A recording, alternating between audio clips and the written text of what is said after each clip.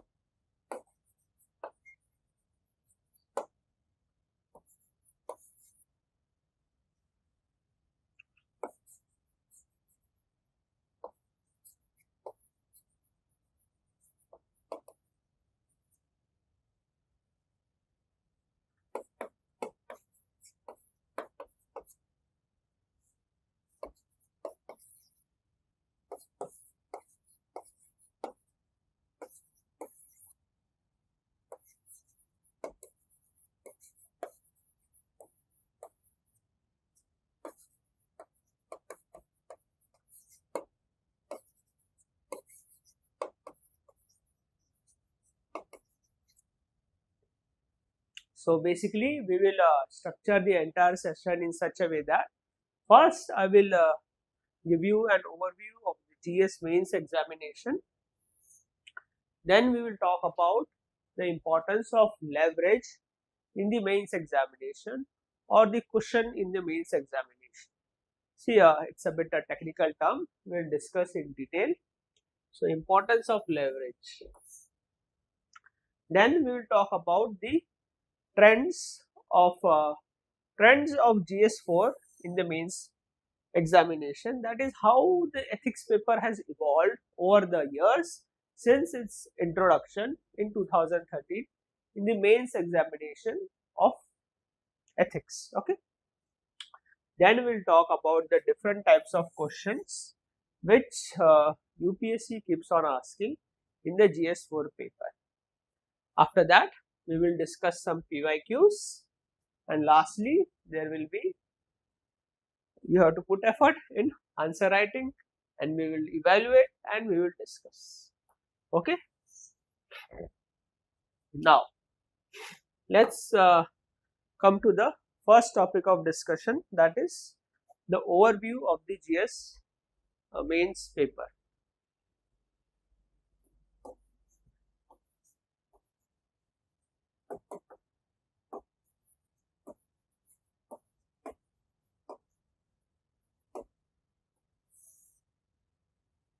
Now GS mains, yes, exam goes for a week or so, very grueling and exhaustive. See, basically there are 4 GS papers. We all know GS1, GS2, GS3, GS4. Of course, there is essay, optional. Optional has 2 papers, paper 1 and paper 2. Okay. So this is your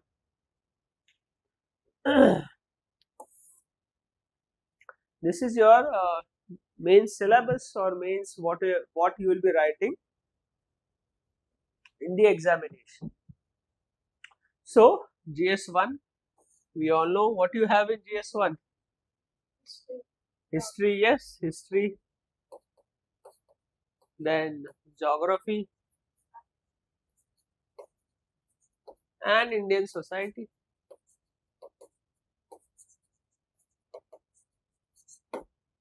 What you have in GS2? Polity. Oh yes, polity. There is governance, IR and social justice.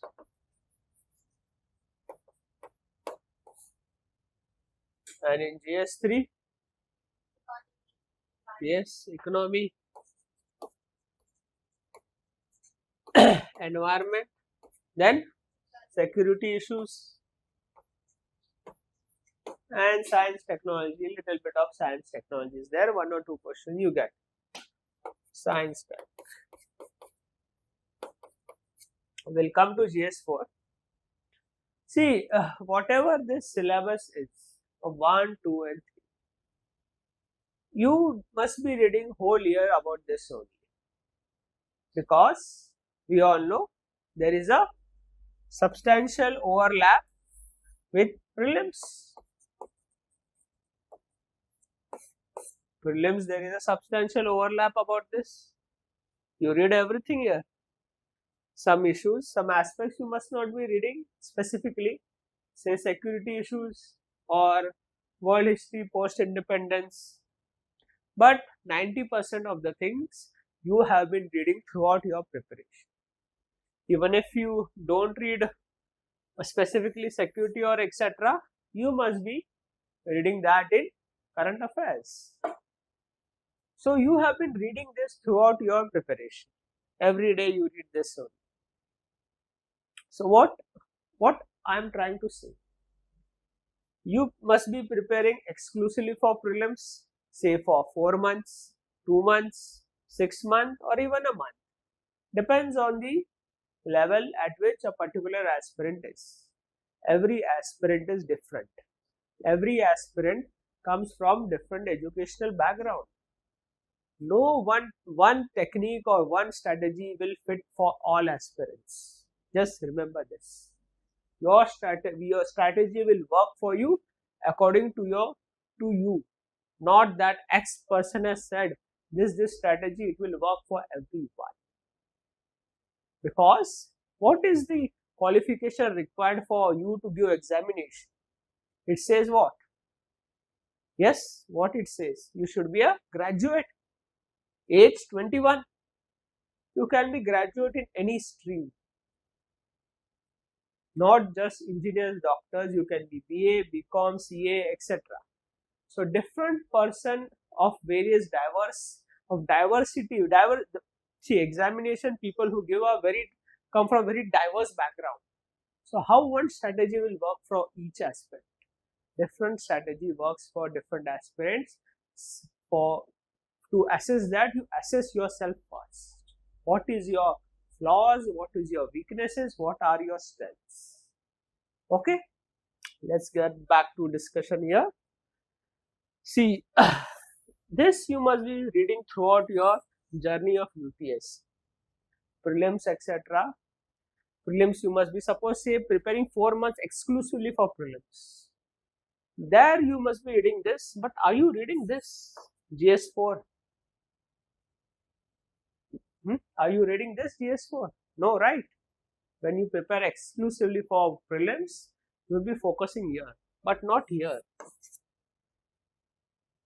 because there is no overlap with prelims. Then there this GS4 starts to play a very important role. You must be reading after suppose prelims result, you take and start reading. So knowledge is not fresh in your brain. Okay, and GS4 requires not just foundational knowledge, but also it requires answer writing. It requires you analyze whatever contemporary issues are happening around in India or around yourself from ethical perspective. From there you will pick up examples and you will write, and that will be a differentiating factor in your answers, where you will get 1 or 2 mark extra in that answer. Now many people have that someone has given list of 50, 100 examples, but see 50, 100 examples, will you able to comprehend those and reproduce in your paper in those 3 hours without knowing the background of those examples? It may create confusion in your brain while writing answers. Or it may also happen, we talked with some aspirants, it happened that they wrote only examples rather than content. Examples act as enrichment and supplement, not supplant. It won't replace the content. So yes, that's why GS4 plays a very important role, because there is no specific book for GS4. You must be reading some notes. Okay, notes have very broader topics, they'll explain each and each term, etc. But questions are not framed that way. Questions are interlinked and they have many current connotation as well, contemporary issues. For that you need better understanding and writing practice. We'll discuss all this. Just consider this as an overview as of now. Okay. Then comes the essay paper. See, essay, you don't need any separate preparation. You have all the knowledge from here. This you have to apply here according to the topic. The challenge lies in writing a coherent essay in a systematic way, sticking to the topic. And another player, big player, optional, paper 1 and paper 2. Whatever optional you have, stick to it. As I say, nowadays UPSC has scaled all the optional at same level. You pick up the marks of the selected candidates of this year. There is no large deviation of marks from particular A optional to particular B optional. More or less all optionals have been scaled to a same level. Before, yes, there was some issues. Some optionals were scoring very high marks, some are very low, but now from the last few years UPSC has also scaled that optional at the same level. So greater differentiation lies here, GS4, because paper is same to everyone. It is for, I will write the same paper, you will also write the same paper. So their differentiation can come. Yes, equally GS1, 2, 3 are also important, but everyone reads the same thing for GS1, 2 and 3. You must have read, every aspirant has the same material, same set of current affairs they must be reading, and that only same thing they must be writing. Yes, some may write good data, some may write good examples, but that too is available to everybody. So there is not much differentiation of GS1, 2 and 3 as compared to the ethics paper. Okay. So let's come to the next point of discussion, that is the importance of cushion.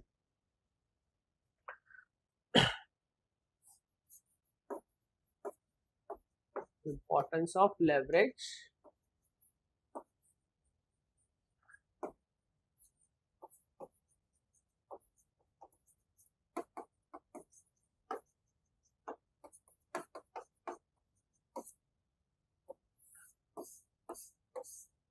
See, if we if we plot the marks of people in GS1, 2 and 3 over the years on a graph, okay, over the years since 2013, we plot a graph and GS mains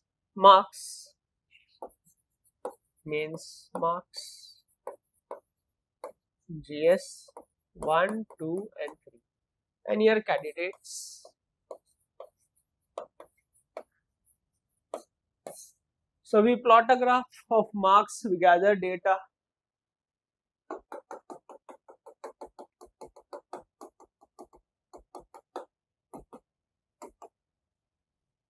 Okay, the graph will look somewhat like this. Majority of the crowding will be here. Okay, majority of the crowding, even people, those who have secured top ranks, majority of the crowding will be here. Okay, and of course there will be some outliers. Some may get very low marks. Yes, it is possible. Some may get high marks, but very few people, because like said earlier, everyone refers the same sources, same things, they will write same thing, so more or less people will get same marks. Yes, every odd year UPSC also asks some out of the box questions, but it's not the right strategy to keep running behind those questions, because those questions may come from different sources which you may not have access, and it will be not a smart strategy to pursue those sources, because next year UPSC may ask from some different source. So that time you may have invested in something else. Okay. So this will be the plotting of marks of GS1, 2 and 3 since 2013, those people who have got selected or who have written mains. Okay. But if we plot the marks of GS4 of the aspirants over the years, say since 2013 or say since 2020. Why I am referring 2020, we will come to know when we analyze the trends of GS4. Okay, if we plot the marks,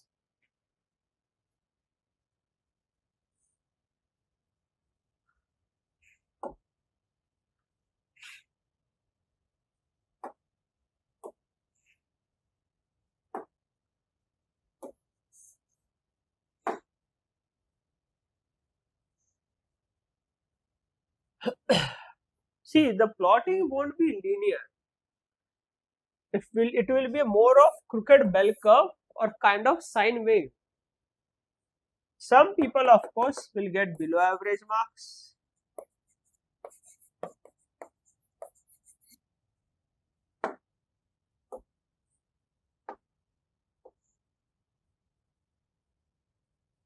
Majority of the people will get average marks, and some definitely will get above average.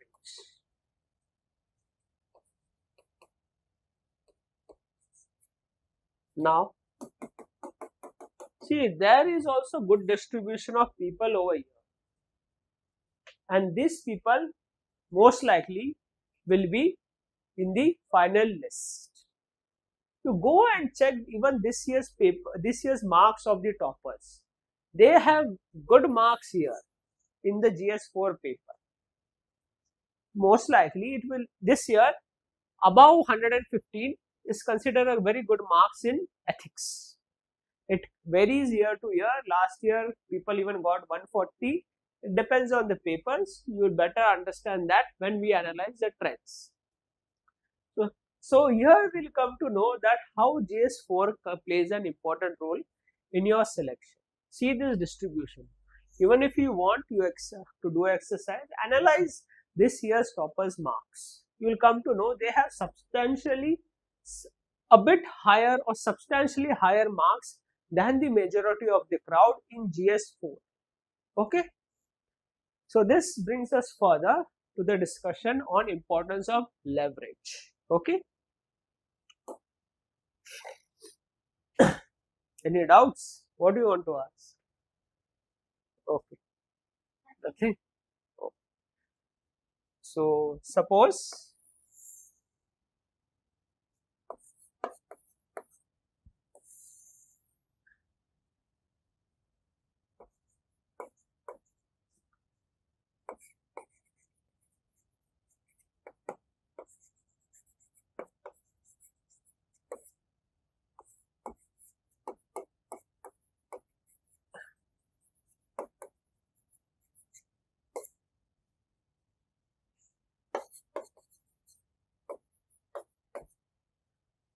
suppose 700 is the mains cutoff.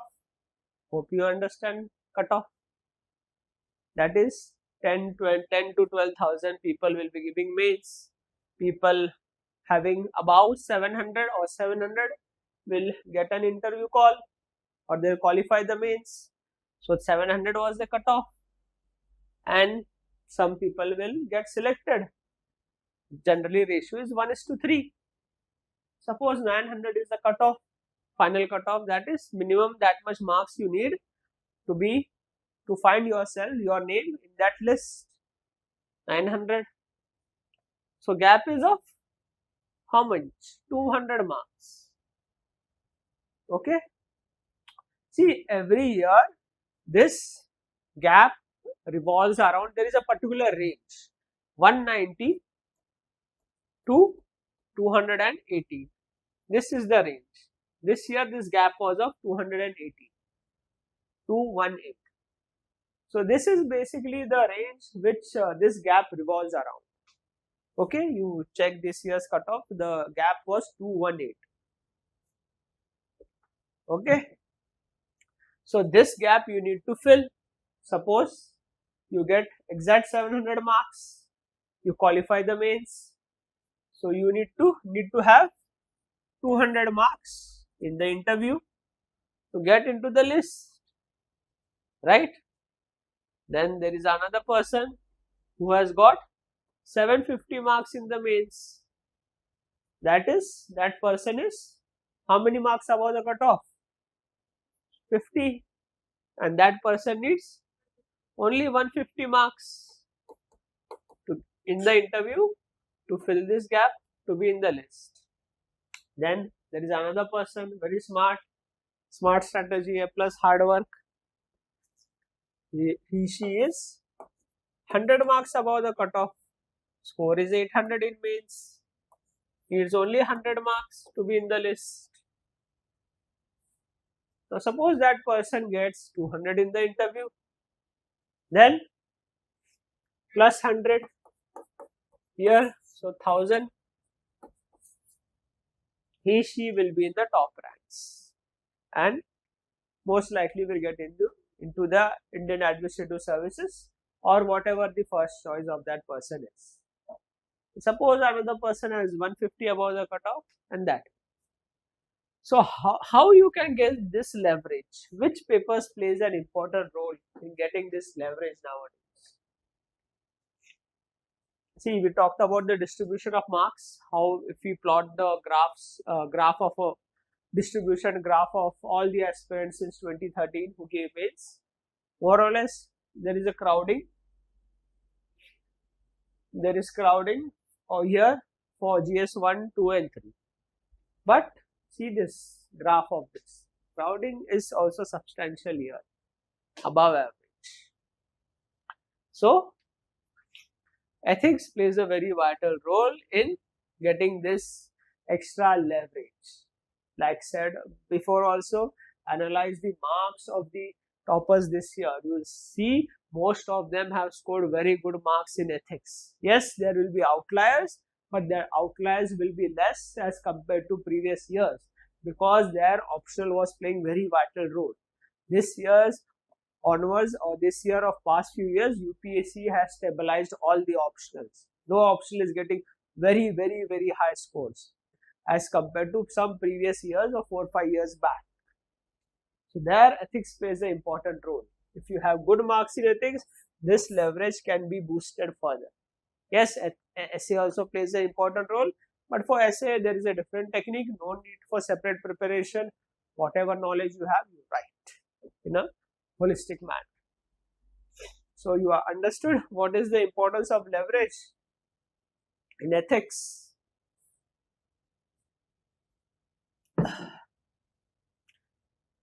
Now let's come to the next topic of discussion,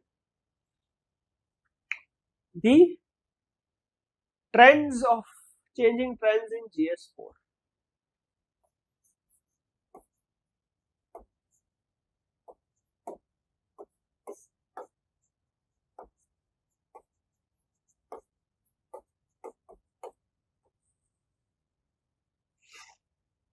Now everyone knows, or you might not be knowing, no, not to worry, UPSC first introduced the ethics paper in 2013.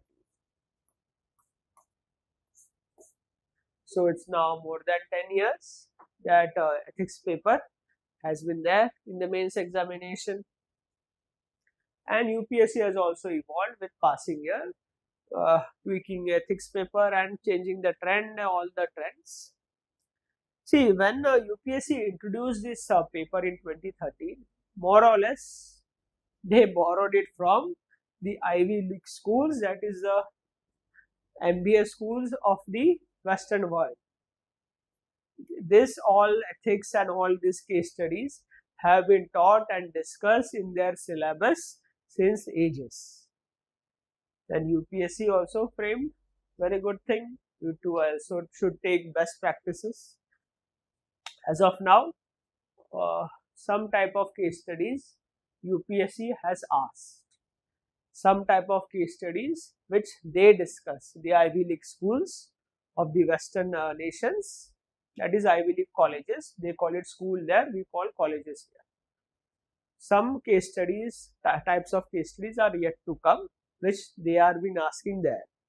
So today or tomorrow, UPSC too will ask those type of case studies. So yes, 2-3 types more are there which UPSC is yet to ask. Okay. So yes, 2013 it was introduced. So what is the syllabus of ethics paper? Broadly, in 8 topics, the entire syllabus of the ethics paper is: firstly, ethics and human interface.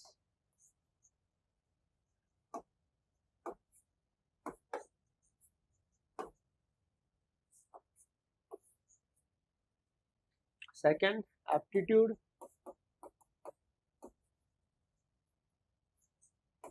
Third, attitude. Fourth, emotional intelligence.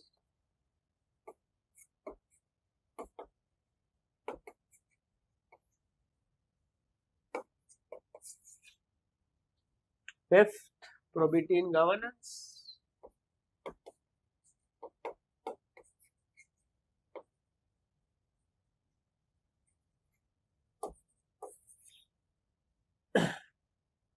Values in civil services or ethics in public administration.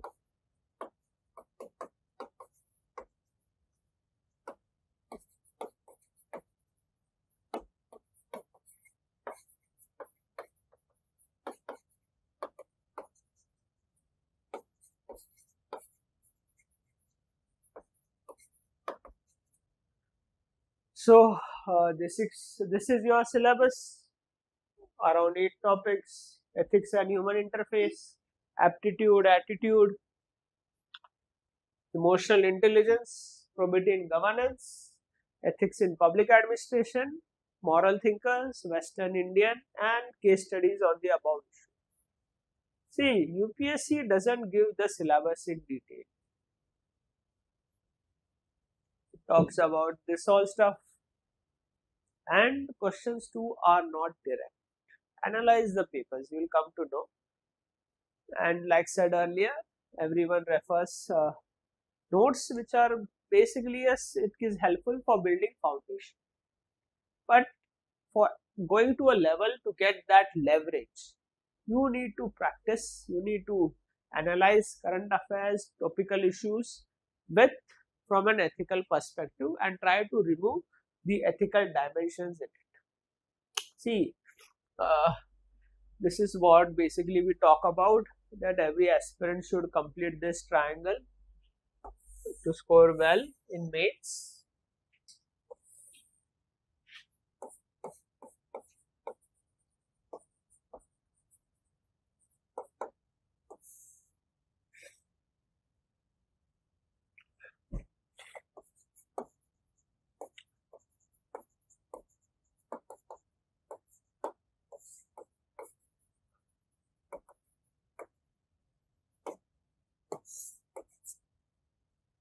See, the base is foundation of this triangle. Foundation, answer writing and enrichment. This triangle plays a very vital role, especially in GS4. If you complete this triangle, you can get good marks in the mains examination. See, with respect to GS4, foundation is what?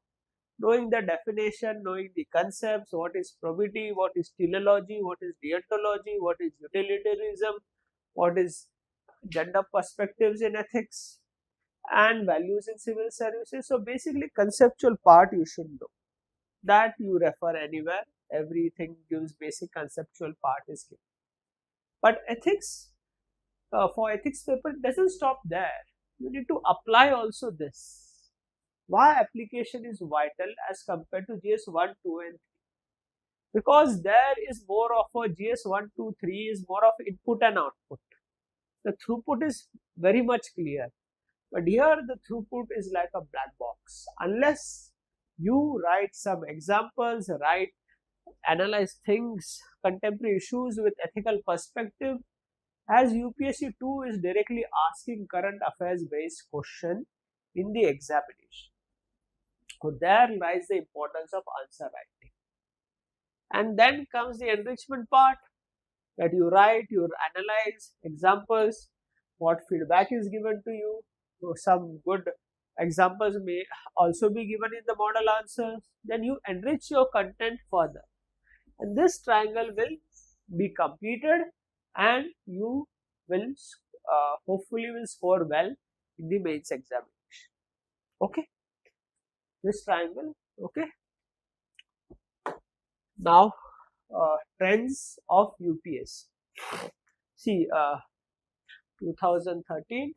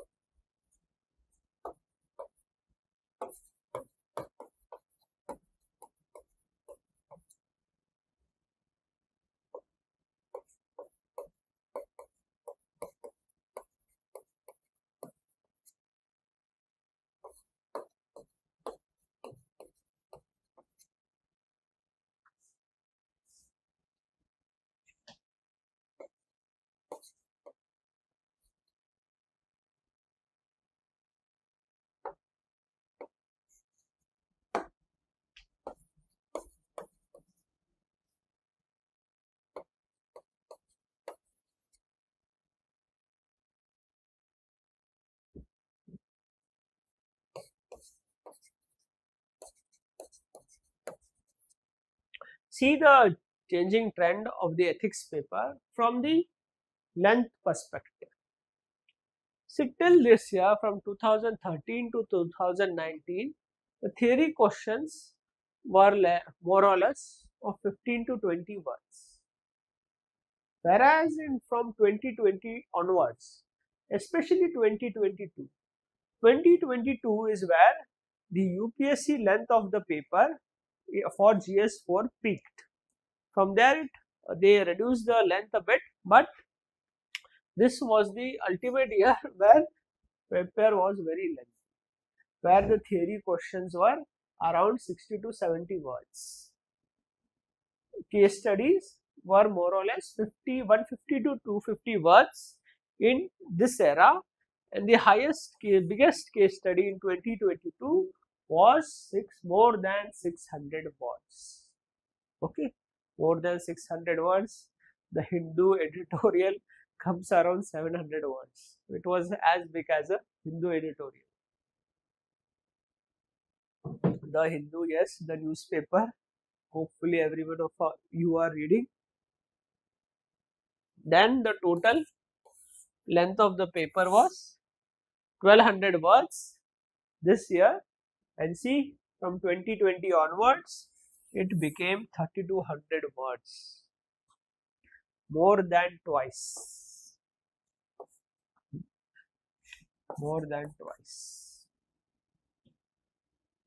See this challenge now. So more than twice. How many hours you had to write paper here? You had 3 hours. And now how many hours you have?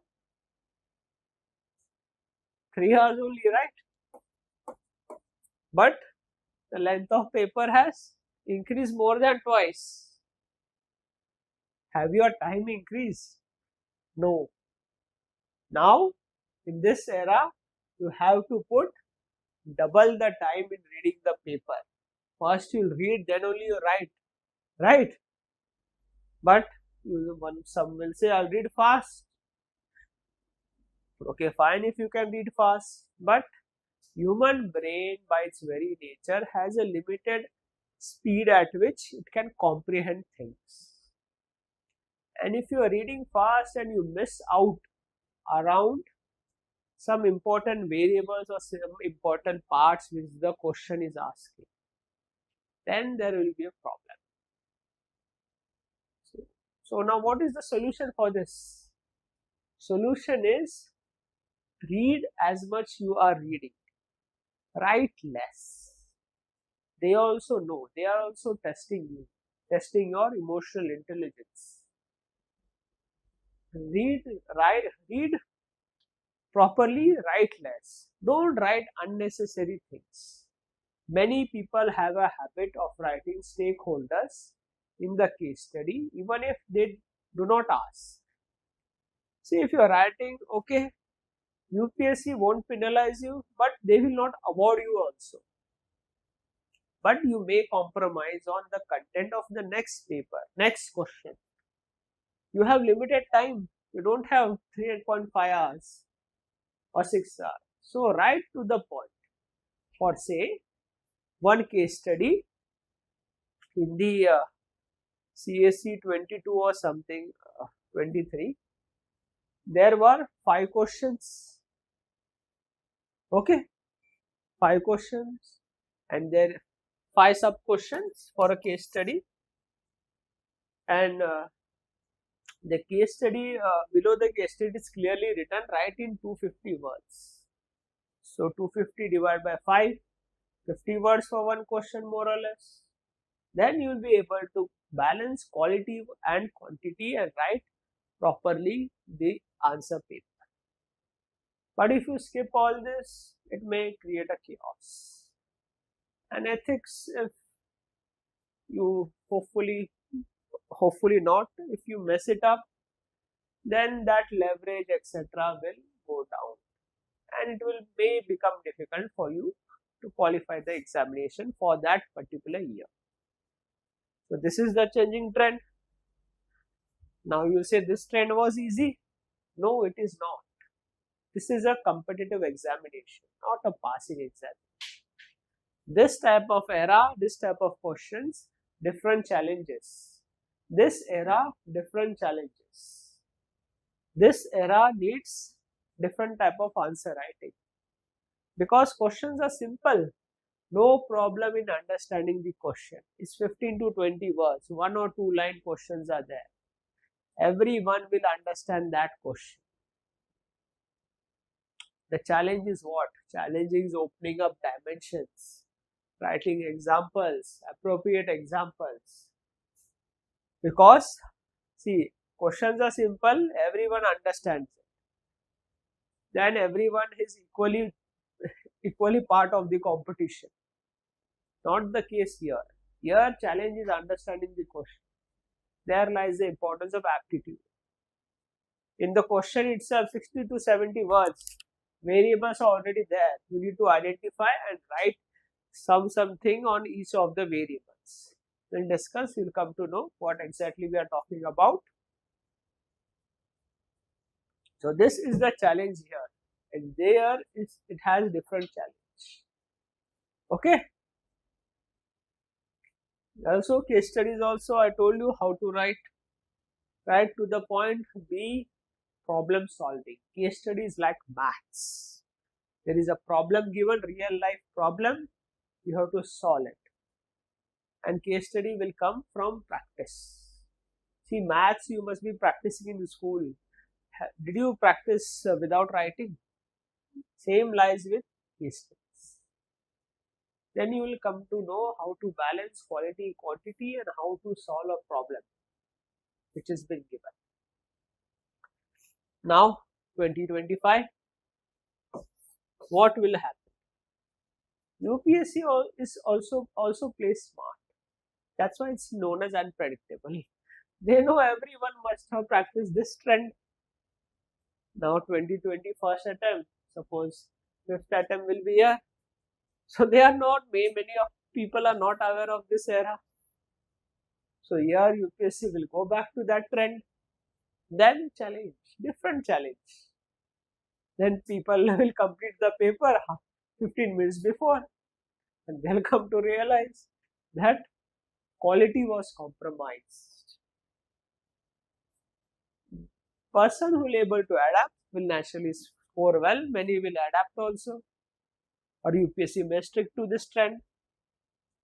Also now there is a trend of running behind PYQs. Okay, fine, you run, but how many PYQs you will be doing? So, PYQ, yes, gives a good insight in what lies in the future, but UPSC will change the trend totally. And PYQs may not come handy that time. It may work for some people this year, because they may be lacking the analysis of PYQ beforehand. For some people it may not work. As said earlier, different person has different strategy because they come from different background and have different way of studying and approaching to this examination. If totally new trend can come, or they can come here or continue this trend. So it's better to be adapted to each trend so that you are not very surprised or get in a complex situation while attempting the mains examination. See, in 2023, UPSC tweaked a bit the GS4 paper. Theory questions were short, even the case studies were a bit shorter. The largest case study in 2023 was 427 words. Theory questions were 15 to 20 words. So different people scored different marks. Some people scored good here, were not able to score good here.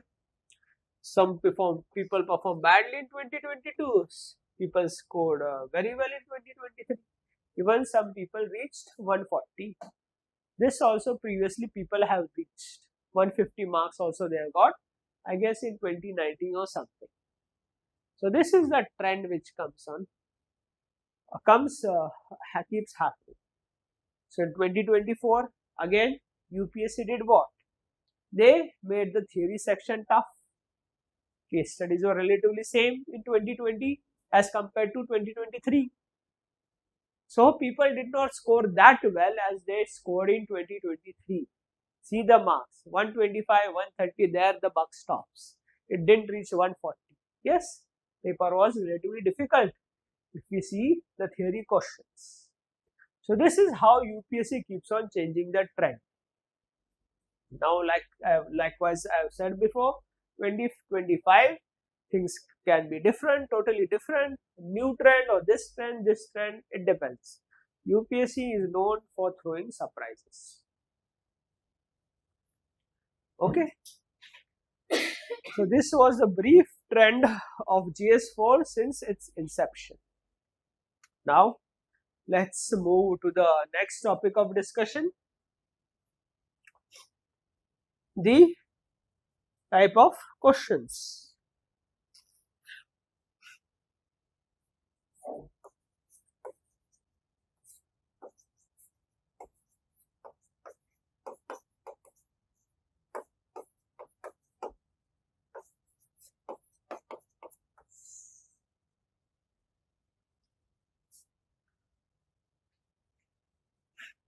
So let's first dwell into the theory part.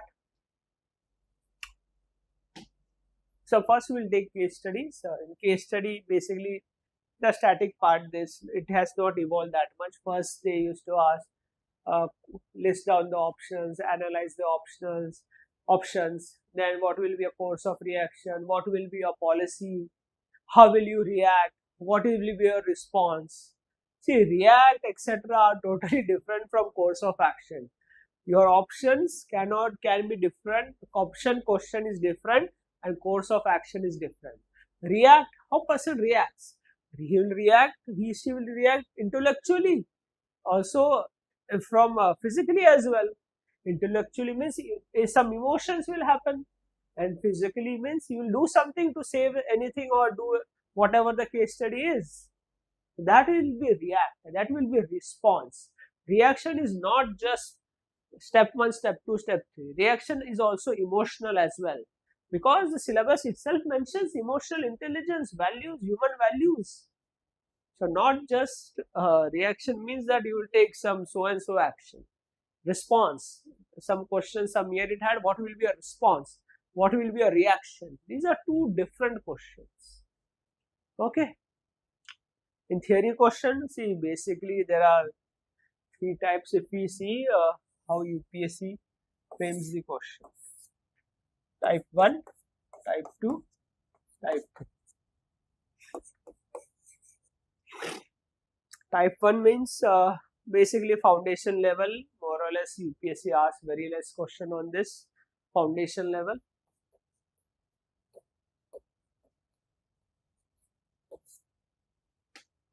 Foundation level question. Second is current affair, contemporary issues.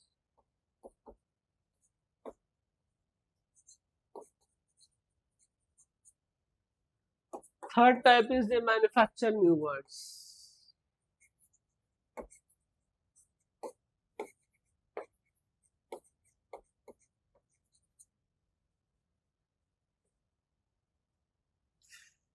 Now foundation level, see, every year few 1 or 2 question is there. They define, ask you some definitions or some direct questions are there, like what is constitutional morality, what is list down the values for probity in public life, etc. Those are all foundation level questions. Very few question comes. Before some question used to come a lot. Nowadays 1 or 2 question you will find. This year's ethics paper, not even one was from their foundation. It's more of contemporary issue of 2024 ethics paper. Okay. See, yes, contemporary issue, some current issue or some current topics which is hotly debated. From there they will make one question. That is contemporary issues. This paper I have this paper of 2024. This paper is full of this type 2 theory questions.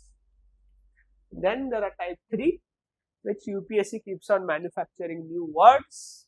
That is, they manufacture new words which many of us or all of us don't know. Some must be knowing, of course. Like before they had manufactured bureaucratic attitude, democratic attitude, then fortitude. What do you mean by fortitude? Then in 2023 they manufactured few more words like 2020, yes, moral reasoning and moral intuition. Yes. Now some people have the habit to run behind new words. So don't run behind new knowledge. Run behind analyzing things. Now this 2023 they asked moral intuition, moral reasoning. For 2024 people started to run behind new words. And the entire paper of 2024 was totally different. See, whenever these new words come, you write the content based on whatever knowledge you have. You also manufacture the solution there. That is the smart way of dealing with these questions. We will discuss this also, how you can answer that. Rather than running behind knowledge only at a particular level is needed in UPSC. Rest thing boils down to analyzing things, critically thinking. That is what the exam demands. Exam is not of a knowledge. Okay, so see, okay, one question we will take on contemporary issues. This is the 2024 paper. Okay, see, first A question only will take, question 1A of CSE 2020.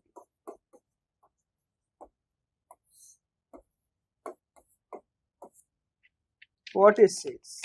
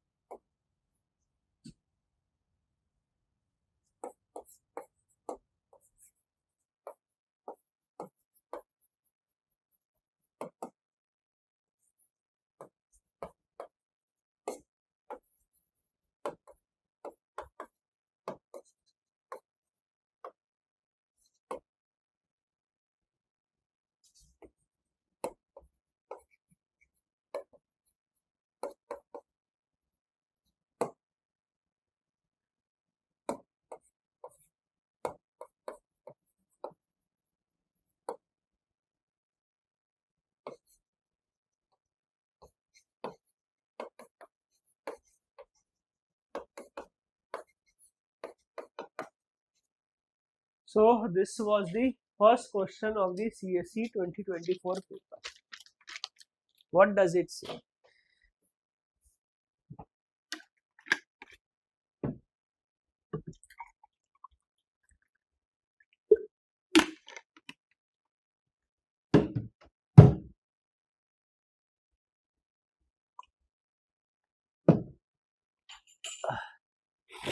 The application of artificial intelligence as a dependable source of input for administrative rational decision making is a debatable issue and critically examined from ethical perspective.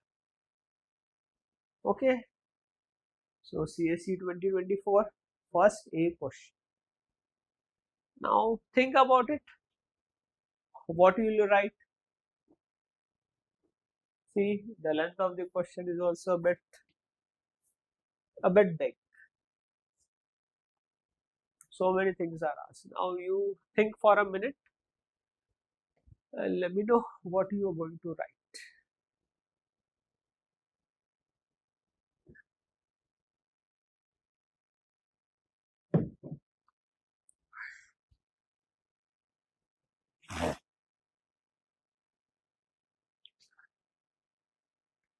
Yes, you want to try?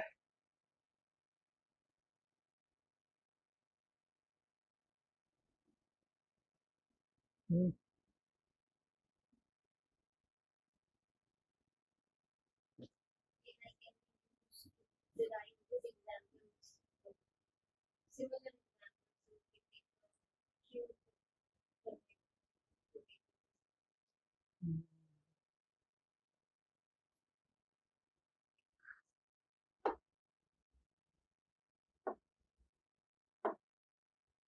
Okay, first do one thing. At least first break the question. See, first important thing you should do when you get the question paper is breaking the question.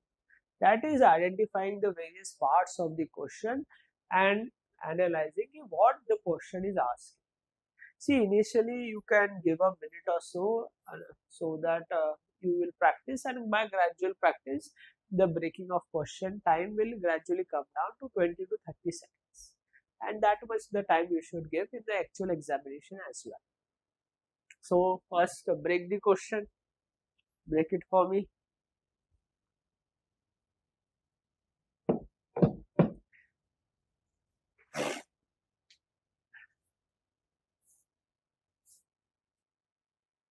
And that is identify the parts. Yes, tell.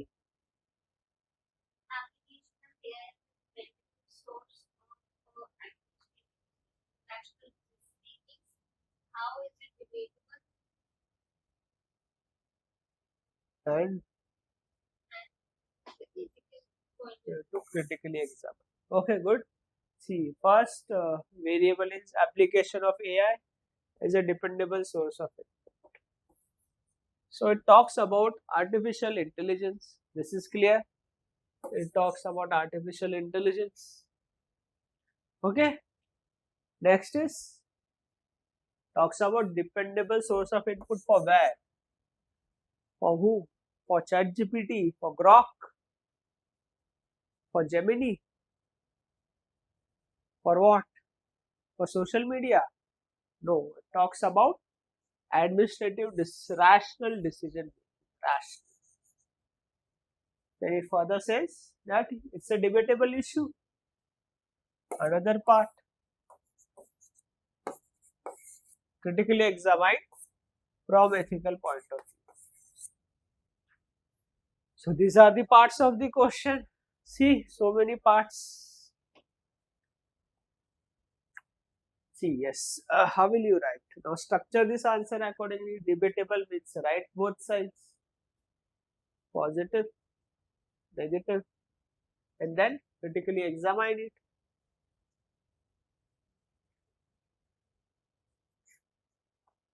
See, in the introduction, you write about AI. AI is one of the technologies in the Industrial Revolution 4 that has transformed people's life, and administrative governance is also a part of it.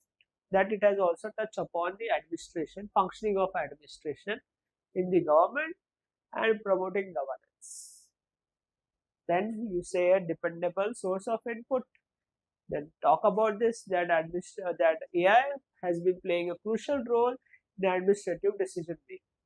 And first, you write positives that through AI we can gather data, process data, identify and make policies accordingly. It can also help in identification of beneficiaries. It will result in more targeted beneficiaries and improve efficiency in government, thereby promoting governance and good governance. But this is a debatable issue. As how it's a debatable issue? Yes, privacy, etc. Yes. But question is not in GS2, it is in GS4. See, who designed this AI models? In the West mostly, where ChatGPT, etc.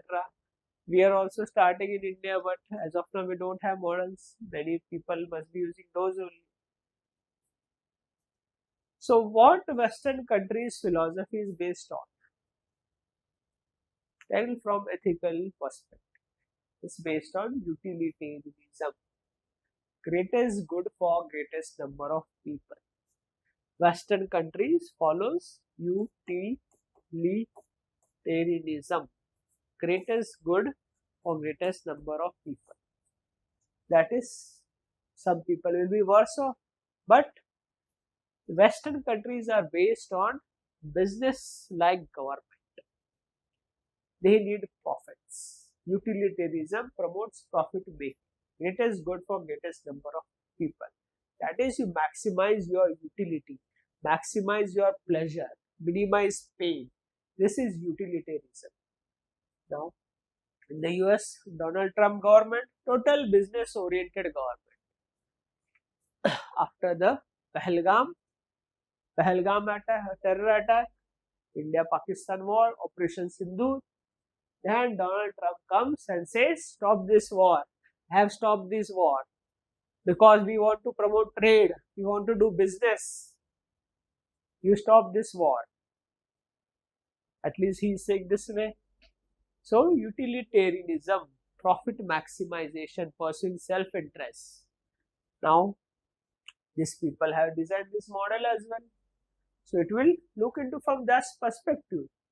But governance in countries based in what? Based on what? Is it based on utilitarianism? Yes, some aspects can be. But our preamble says justice. Even there is a theory of justice of John Rawls, which UPSC has already asked in the GS4 paper.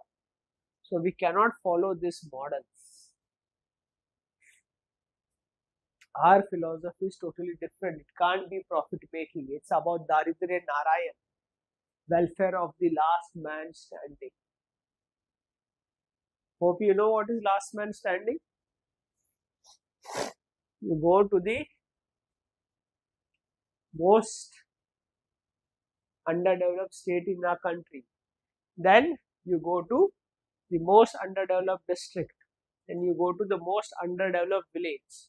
And there you find the most poorest person living in that village. He is looking at you for his welfare. Some official will come and remove him or her from poverty and abject misery. Can this promote this based on utilitarianism? Even if we develop these models in India, who are going to develop this? Engineers, scientists?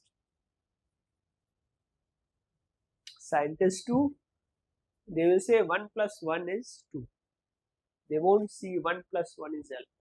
That is, they may not consider the human values while designing these models of artificial intelligence. And without human values, can there be ethical governance? There can be governance or good governance, but not ethical governance. Human values are needed like love, compassion, ethics of gender, care, sympathy, empathy, exemplary behavior. This won't come from AI in governance. Suppose a tribal land is here, tribes are living for ages here, but there is also a discovery that there are a lot of rare earth minerals here used for semiconductors and all computers we know. Now, rational decision or artificial intelligence model will say, you mine those rare earths, export them and make profit, utilitarianism. But what about tribal culture? What about tribal's way of life? It will be destroyed and creating new problems like left-wing extremism. There needs human values, persuasion, rehabilitation, or finding a middle ground, win-win situation. These models won't give this. Okay, this way you have to write. And lastly, it talks about critically examined from ethical point of view. Okay, this debate you have done. But see, now it talks about your rational decision making. Now, is it possible that administration, first tell me what is rational decisions? Administrative rational decision.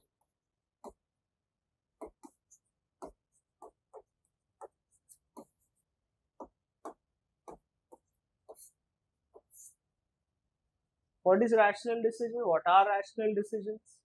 Decisions which are logical based on reasoning. Those are rational decisions. That is, you will say only objective aspects. You will see only objective aspects in decision making. So what about, or it will say, it will look into only facts.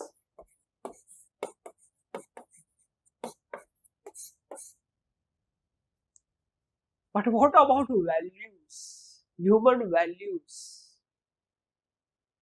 Decision will have facts and values. Rational decision only fact, no values. And in decision in India especially, be only fact based.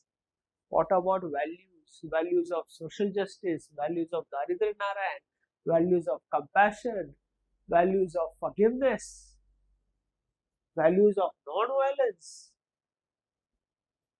It will create more problems. So administrative decision cannot be only fact based. It has to consider values, especially human values. If Aadhaar authentication fails, the person won't get benefit. This will be the fact-based rational decision. But what if a poor is dying of malnutrition? And there you are saying Aadhaar authentication fails, which will be a rational decision and efficiency in the organization. Values are totally lost. Like Max Weber says, criticism of Max Weber as we talk about in public administration, that a rational decision will trap the bureaucracy in the iron cage of rationality. It will become a rational cage, on there it will get trapped. And also, with this result in what? Humans will be treated as a means to an end, not an end in itself. That is what Immanuel Kant talks about deontology, that humans should be not treated as a means to an end, should be treated as end in itself. Deontology, Kantian philosophy, means should be equal to ends. Even Gandhiji talks about the same thing. When Gandhiji says you cannot grow a rose by planting the seeds of a babool tree. Gandhiji withdrew the non-cooperation movement when violence happened at Chauri Chaura, because he never compromised on means. Means should be equal to end. So this way, you have to critically examine the question and write. In the end, you can conclude that artificial intelligence can be used in administrative decision where it's more of a routinized function, but not where strategic decisions are to be made. For that, without it, with absence of human values, there won't be ethical governance. There can be governance or even good governance, but not ethical governance. So this way you have to write.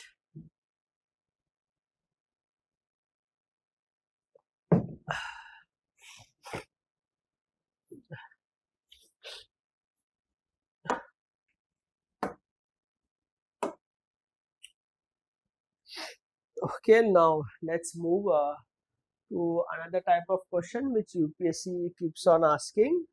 That is, they manufacture new words. See, you have to deal it on that very moment. Don't keep on preparing new words. There are thousands of words in dictionary. What are you going to prepare new words? Rather use your smart brain and manufacture the content there. For say, in CSE 2023,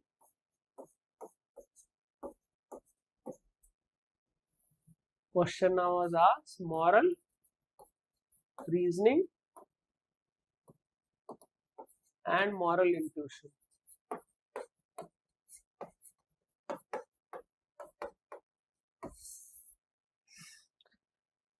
Now, I guess they asked the difference or something like that. Moral intuition and moral reasoning. Now, yes, many of you must not be knowing, some must be knowing it. Okay, I'll write it again.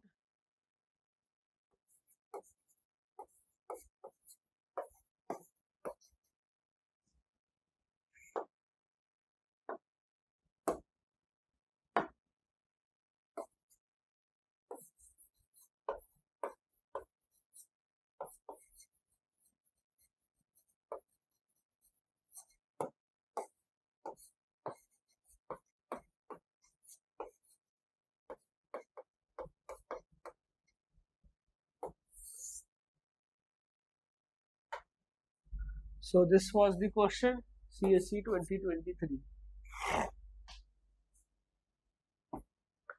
Now think about it, what you going to write. It's not reasoning and intuition only, it's moral reasoning and moral intuition. Think for some seconds, 30-40 seconds.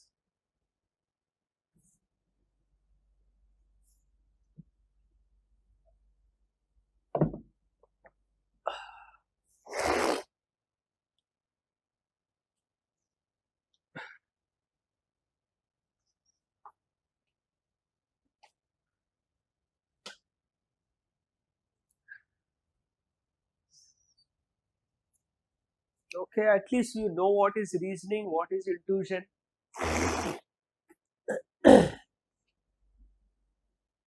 What is reasoning? Huh? What is reasoning? Yes, logical decisions, logical facts base.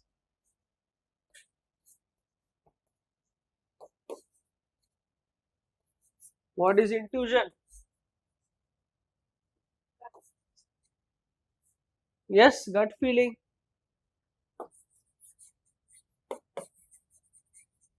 Instant decisions. This is the meaning of reasoning and intuition. Gut feeling, which are instant. But what is moral then? So tell me, what is morality? That at least you must be knowing. Morality are what? Is what? Individual set of values or things you consider right or wrong according to your individual standards. That is morality and morals. So some person will think that eating non-veg is bad. That is its moral value. And unfortunately, in our country, patriarchy is considered as a moral value. Very unfortunate. Still, our country is struggling with gender equality and gender justice. That is morality. That is moral values. Further, this is morality, this is ethics. Some things which are moral may not be ethical. For example, what? Yes, gender discrimination, patriarchal society is moral but not ethical. Similarly,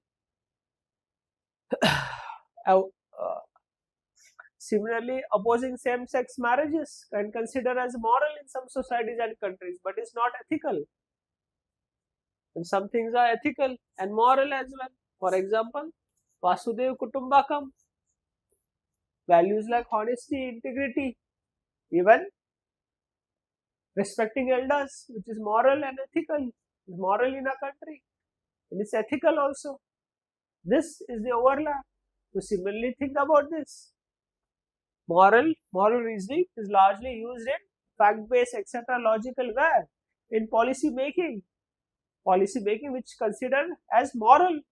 Indian society, Indian government of India will make different set of policies as compared to the Western world because of morality is around social justice, around theory of justice. Their morality is utilitarianism. That's why we have Pradhan Mantri Garib Kalyan Yojana, food grains for 80 crore people. That is moral reasoning, and it is moral reasoning. Decisions are made, take some time. Policy framework will take some time. Not instant decisions you make. That is moral reasoning. More of rationality. Similarly, come to moral intuition, which are gut feeling, instant decisions, which you have to take. Decisions which are taken in a disaster-like situation, very instant. That is intuition. Now connect with morality. Some person will have different morals, other person will have different morals. For say, an accident happens, a person having good morals, good moral values, respects human values, consider human values at the topmost tier, then that person will go and help that victim. This is his or her moral intuition. Now, other person is a social media influencer. Will follow, most likely they follow pleasure seeking, utilitarianism, greatest good for greatest number of for people, for person, large number of followers in social media. I will live stream it, the accident, rather than helping. That is his her moral intuition. Greatest good, pleasure for myself, pleasure for my followers. That is his her moral intuition. That is instant decision has been taken. That is instant decision of moral intuition. So this way you have to write. Whenever new words are manufactured, follow this Trust your preparation.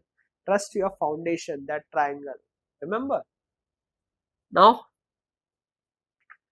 this you should analyze from current affairs as well, all these things. Oh, this has been explained. Now it's your part. Now, RCB incident happened.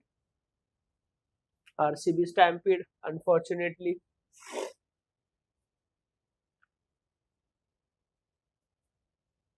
Yes, RCB.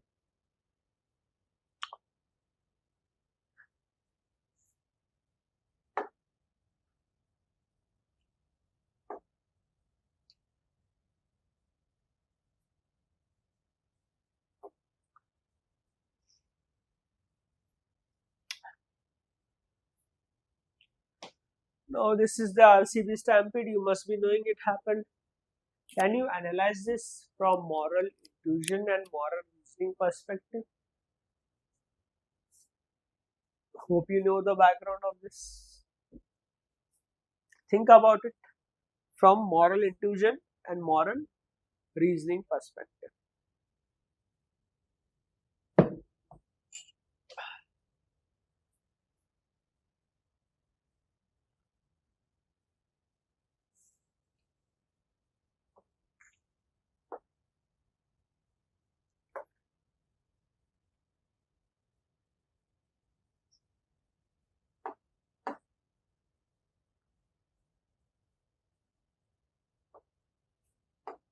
Moral reasoning and moral intuition. Hope you know the background.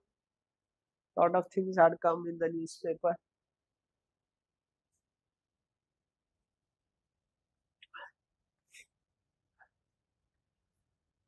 Okay. See, yes, RCB won the IPL trophy. Now, the stadium, yes, celebrations were to be held after the winning of the trophy. So, winning of the IPL. So, two events were planned. One at Vidhan Sabha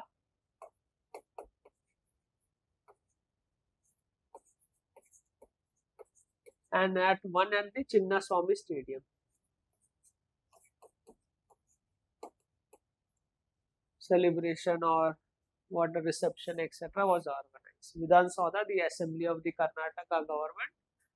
Karnataka, yes, and very good building, nice building. It is not visible.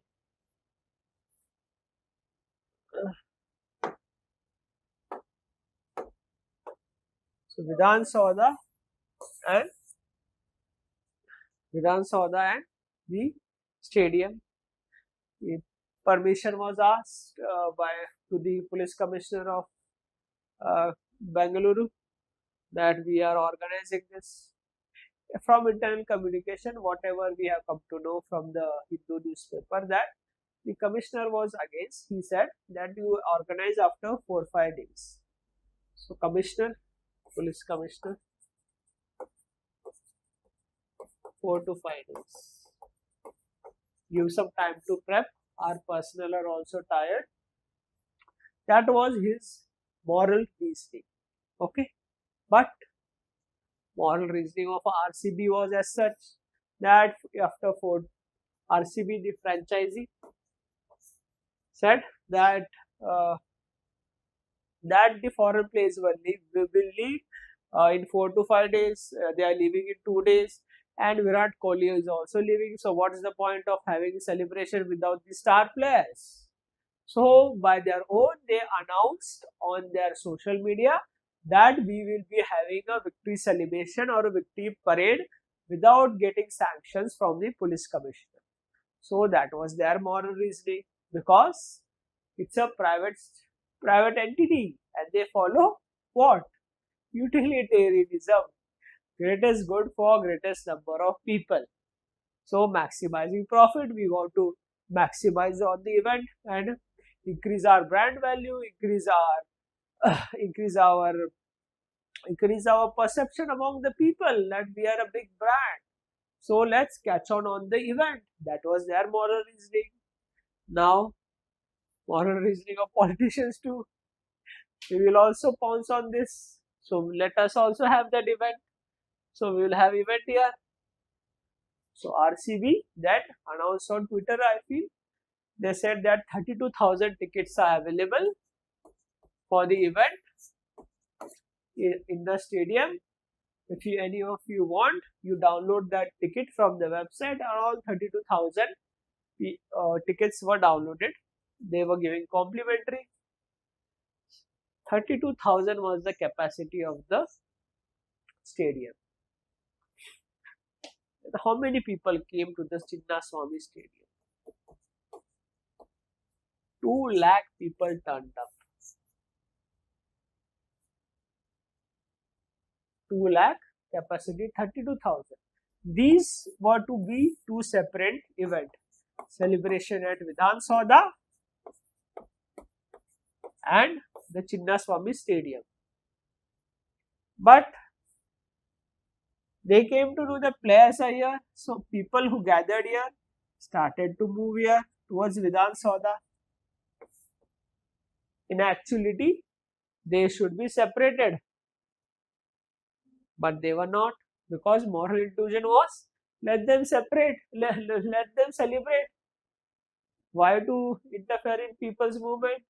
So they did not separate. People started to gather here, and most senior police officers were stationed at the Vidhan Sauda, because yes, VIPs are there. So that was their moral reasoning. They were stationed here, and not many senior police officer or those people who are very competent are not stationed here. People started to gather. Stampede happened. 11 people died. Now, when stampede was happening, one child fell, and people started to walk over the child. There was a police personnel station here, and he picked up the child and saved, because right moral intuition, right moral values. Other police officer would have been there. Wrong moral intuition, he would have run away. Intuition, flight or fight response. So this is what is moral intuition. Now, stampede began to happen. Events were going on in the stadium.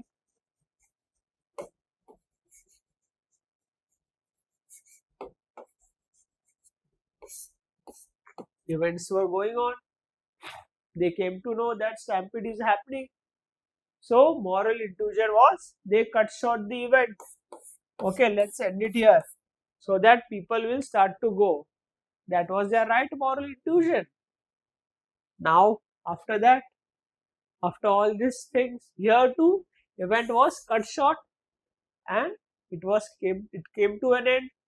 Right moral intuition. Now, need to fix accountability. So moral intuition was that they removed the police commissioner to fix accountability. So right or wrong moral intuition, you decide. So this way, see, what was the aspect of telling you all this, that this is how you analyze things from ethical perspective, especially contemporary issues. This will be helpful for you not only in the theory section but also in the case study, and this will bring to help you in that leverage which we discussed earlier. Okay, so please analyze this all. Now, the DGCA happened, the Air India crash. Now you analyze that from ethical perspective, that case. The role of regulators, governance, ethical governance, moral intuition, reasoning, utilitarianism, deontology. Try to remove those angles. It may come, may not come in this year's CSE Mains examination. Okay. Some PYQs we have discussed, some more PYQs we will discuss.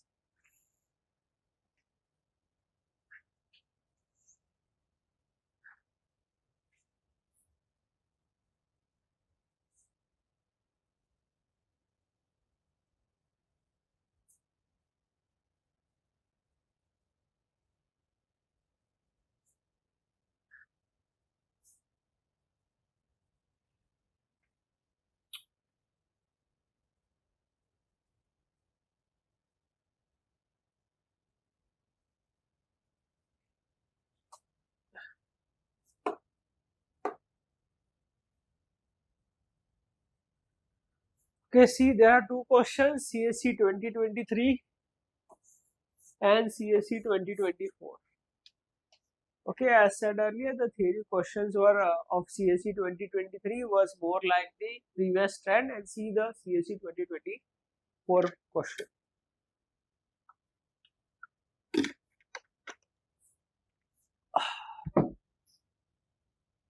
See here, so short question. No problem in understanding the question. 15 to 20 words. See this. See this question.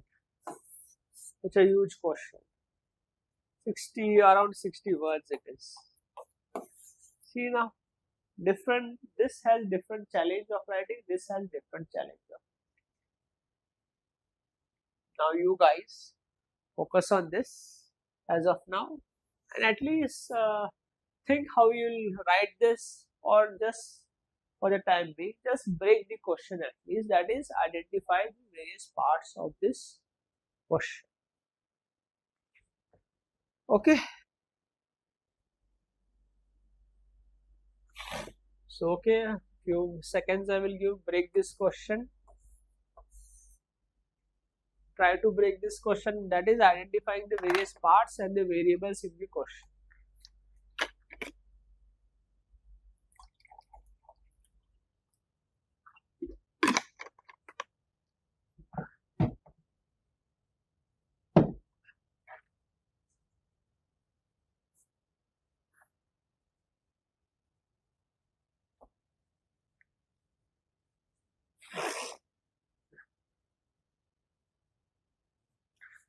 Please break the question. Okay, done.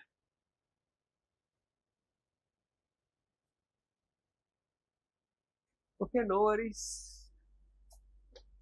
See, yes, keyword here is probability. It is next. It says essential for effective system of governance and social economic development. So one, probability, essential, effective system of governance, social development and economic development, and discuss. See, so many parts. Pick one part and write 2 to 3 lines, and your answer will be holistically written. Key lies in identifying the various parts of the question.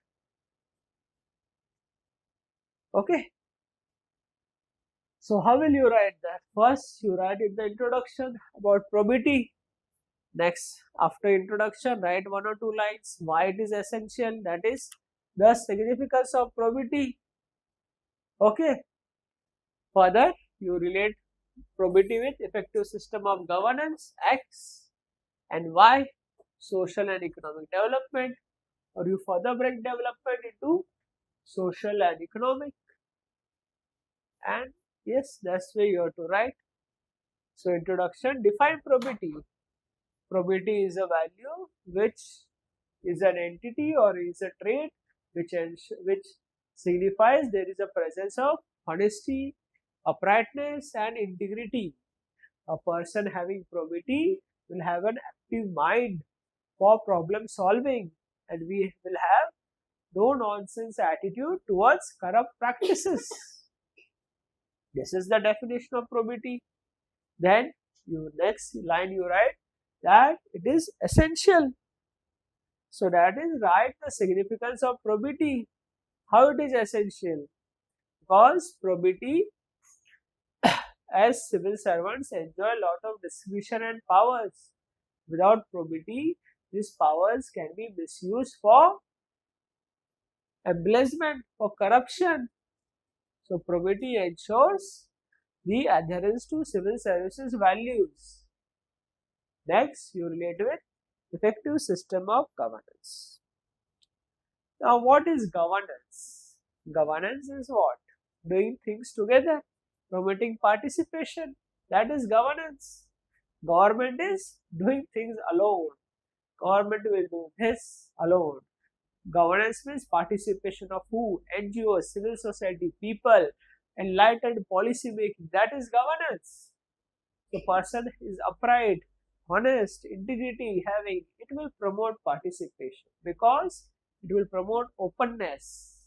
Person with probity only with probity will promote openness in his work. Otherwise, they will promote opaqueness. A person lacking probity will try to hide everything. That is governance. Next, you lead with social and economic development.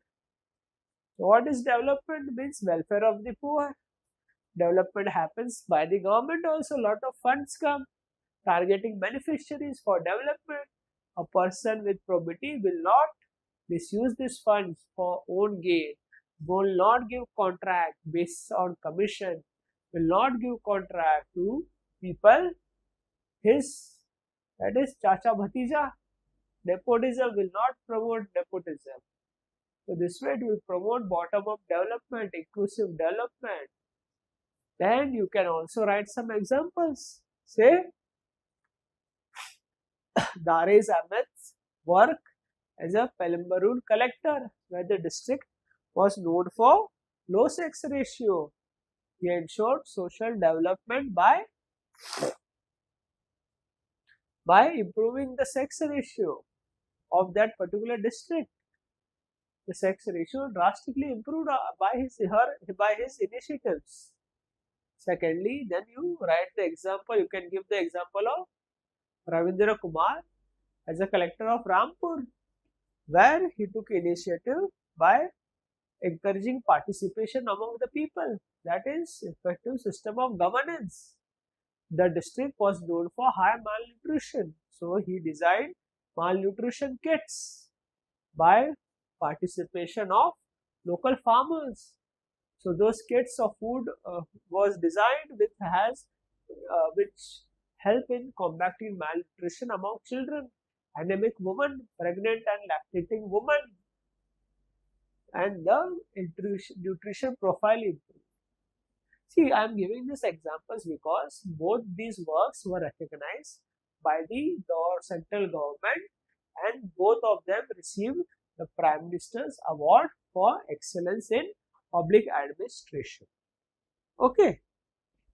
So these examples should include that is well recognized. Then further, lastly, says discuss. You can write some conclusion that probity not only ensures effective system of governance and social economic development, but also promotes justice as outlined by John Rawls in the theory of justice. Promote justice both as equality principle as well as the differential principle of John Rawls. That way you should write, or on these lines you should see examples. I will tell you as we discuss from the contemporary issues how you can take out examples at the RCB issue also. So this way you take out the examples. Okay. So yes. So this is how you should write, or on these lines you ought to write. Now let's move to the next question, which was asked in CSE 2024. Yes, very big question. At least break this question for me. I will give you a few seconds to break this.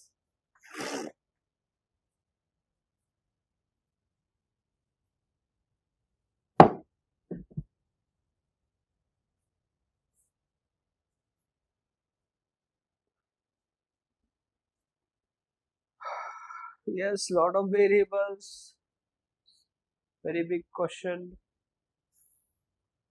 At least read, or at least analyze in your brain itself that what you are going to write. I will say first break the question properly. Answer lies in the question itself. Understanding the question is the key of writing good answer and scoring good marks.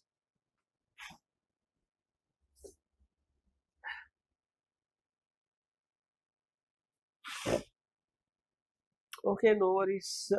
I will break it for you. Indian culture and value system.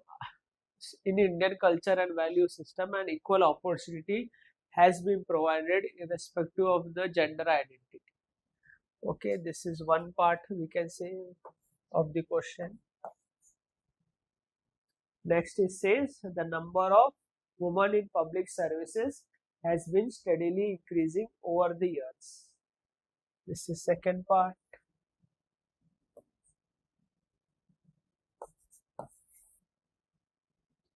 Examine the gender specific challenge faced by female public servants.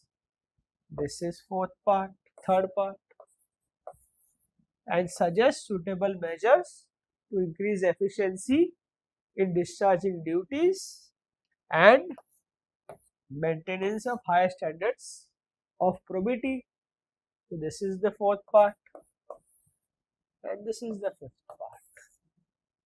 In efficiency in discharging duties and maintaining high standards of probity. See, such a big question. You have to break it, identify the parts. Now pick up each part and write. This will be your answer in a proper structured manner. Okay.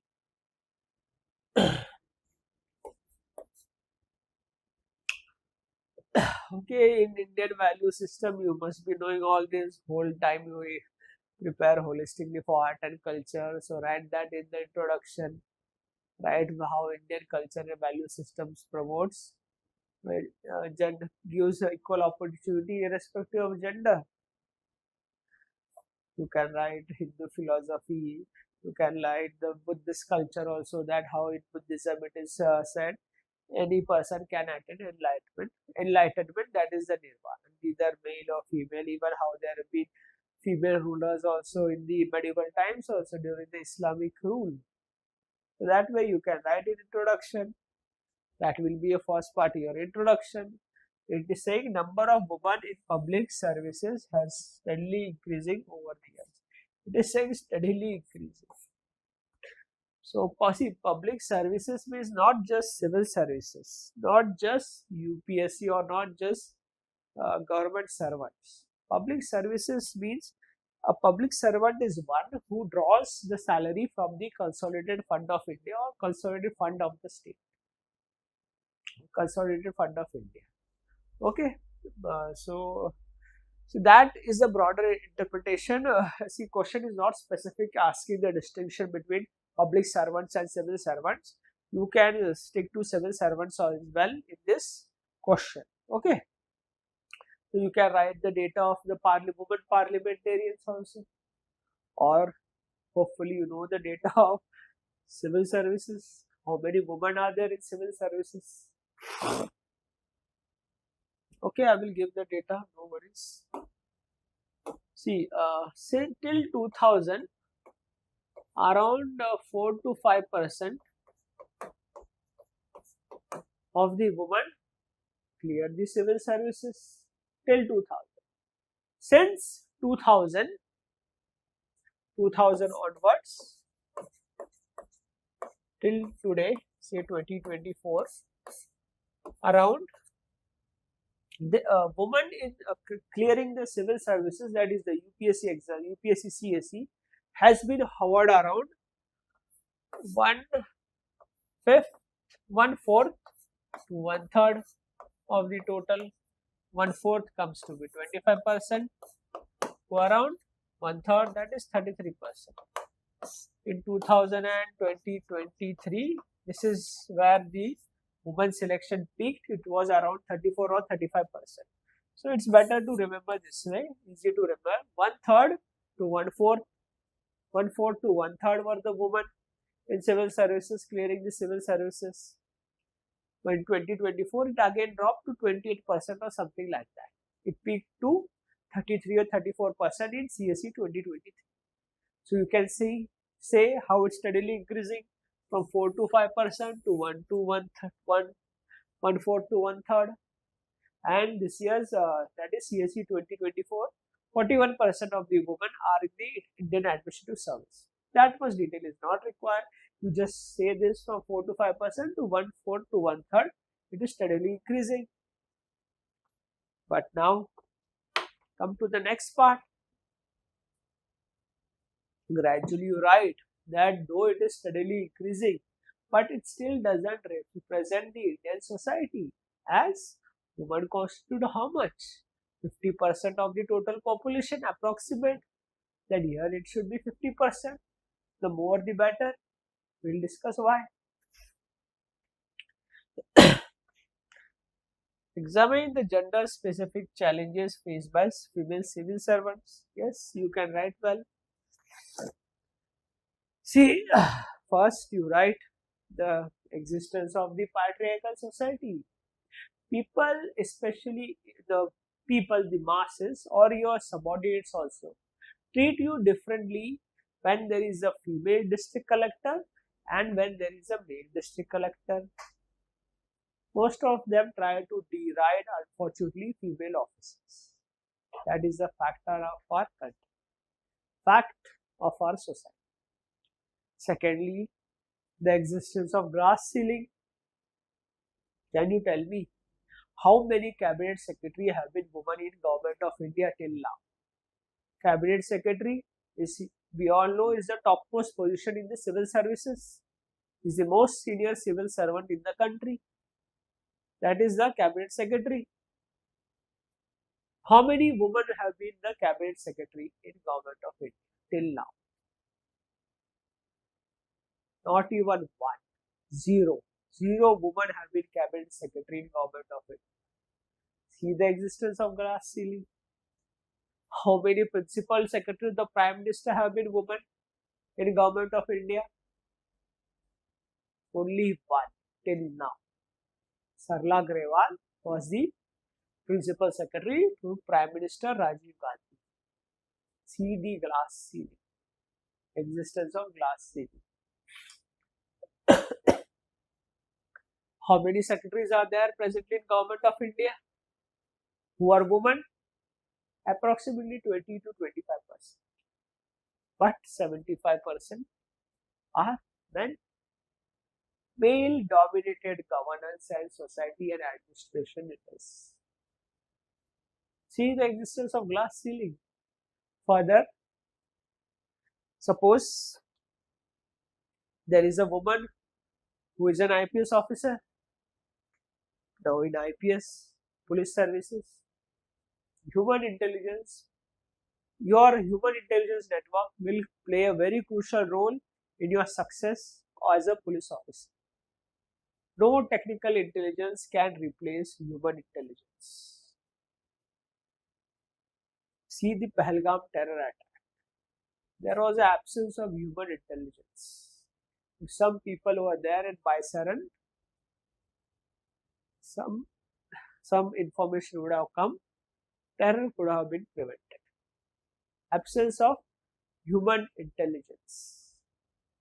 So, a woman IPS officer starts building a network of informants, gets a good position, but yes, she gets married, then decides to have kids. Then there is pregnancy, 28 maternal leave is there. Now 28 weeks, your network will die down, human network. Some other people will come at your position, they'll start building. Maternal leave, why not paternal leave? Yes, there exists in some organizations, but not all organizations. So yes, because of this also, gender specific challenges and also harassment etc. also you can write. How women organizations are not gender friendly. All the parties will happen in at night where there is women security issue. Even there was a case where a senior IPS officer harassed a female IS officer at such parties. Women safety organizations are also designed in such a way that it promotes male culture. Many organizations or private organizations or in government organization or even at airports, there are smoking rooms, but there are not breastfeeding rooms.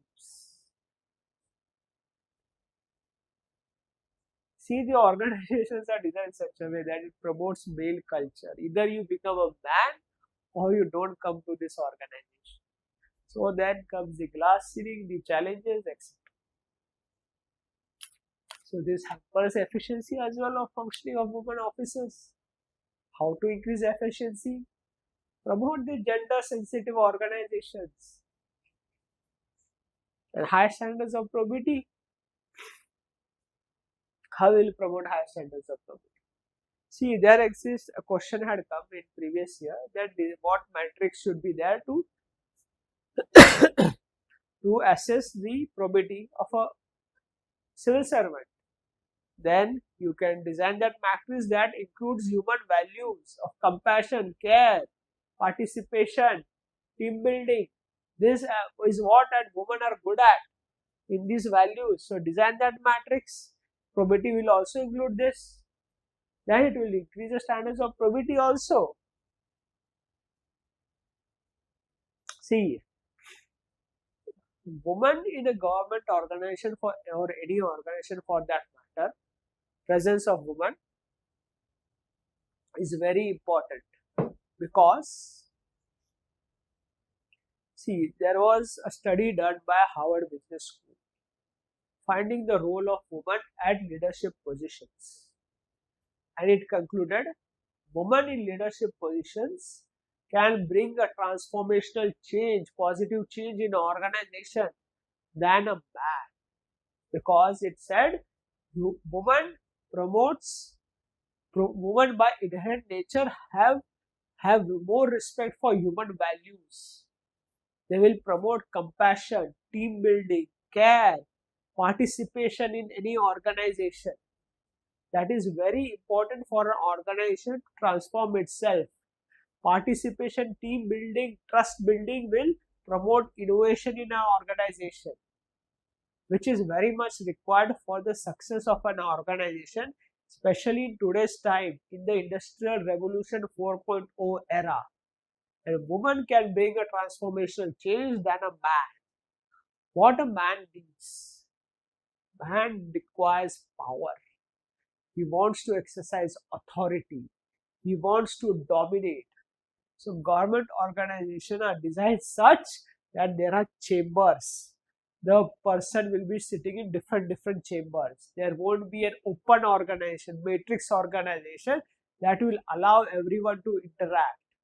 This is what women will promote. Open organization, interactive organization. This is very much required for success of any organization. Even recently BPRD report data had come that most of the women are in polices are stationed at desk jobs. They are not given prime posting. Also, UN Women organization said that women play a very important role in trust building in an organization. That is the importance of women for an organization and also for civil services in India. But even though women participation is increasing in our country in civil services, but is not diverse. Most women who are clearing the civil services are from urban background or have their family already in civil services. Discrimination of women in villages are still a very much reality. Their male child may get a very good opportunity to go to Delhi and prepare for civil services. But the female child will be sent to a regional center or may be said that you prepare for civil services online staying at home. Yes, this is the sad reality of our country, absence of equal opportunity. Even in ethics, see the initial thinkers were there. You must have read about Aristotle, Kant, etc. What they were talking?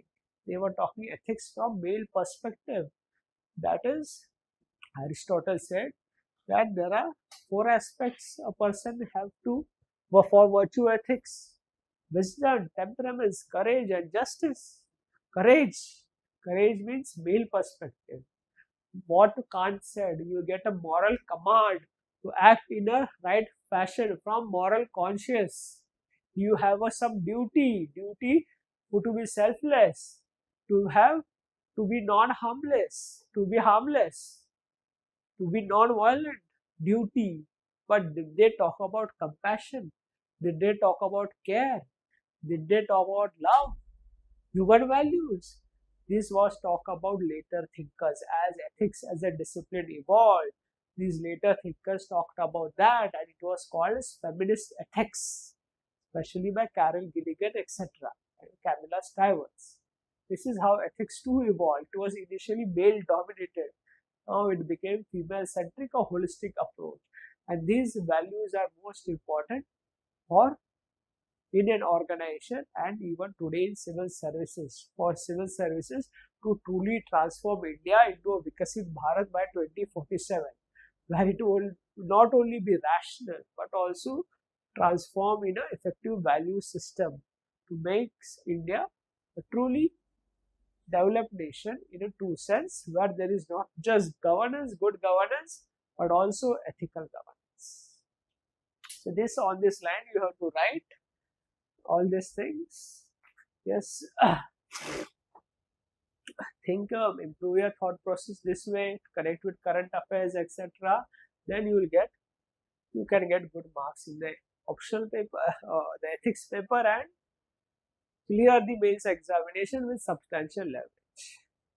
Now, let's move to the next stage of our session, that is live answer writing and discussion. Okay. Here are the questions for you. I will give you the QCAs.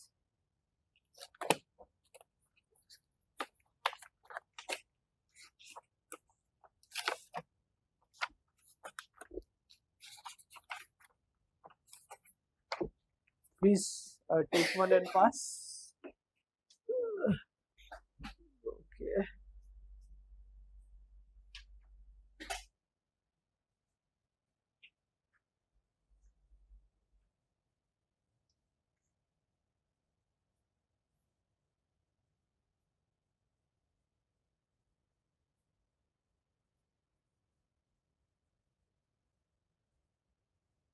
Okay, see the QCA, you write your name first. Before starting, you break the questions.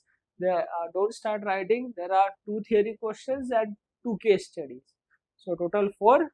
So it is generally 14 minutes for the theory, that is 7 minutes each, and 15 minutes for case study. See, it depends on the approach whether you want to write case studies first or write the theory section first. Different people will have different approaches. Certain people write the theory first. The thought process behind it, that is that since it's the beginning of the examination, I may be a bit nervous, so I'll deal with smaller things first and write the theory and gradually build momentum and come to case studies. The other thought process is as such that I'm fresh of writing the paper, later I may get tired, so I'll deal the difficult things first when I'm fresh. So it's up to you, what suits you, you check and you follow the strategy, but do fix your strategy before going to the examination hall in the base examination. Don't experiment there, experiment here, okay? So here you have 2 theory questions, 2 case studies, every one of you are ready. So your time starts now.